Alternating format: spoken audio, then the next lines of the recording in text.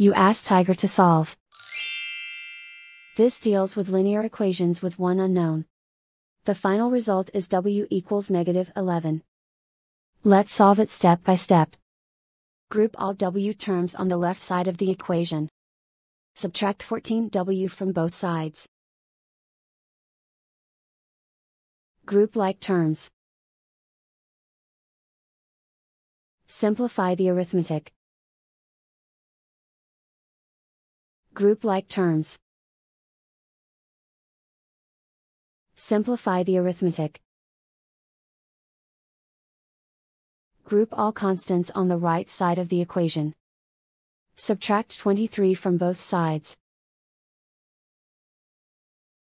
Simplify the arithmetic.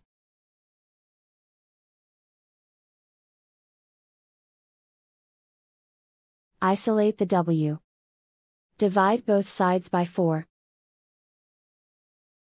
Simplify the fraction. Find the greatest common factor of the numerator and denominator.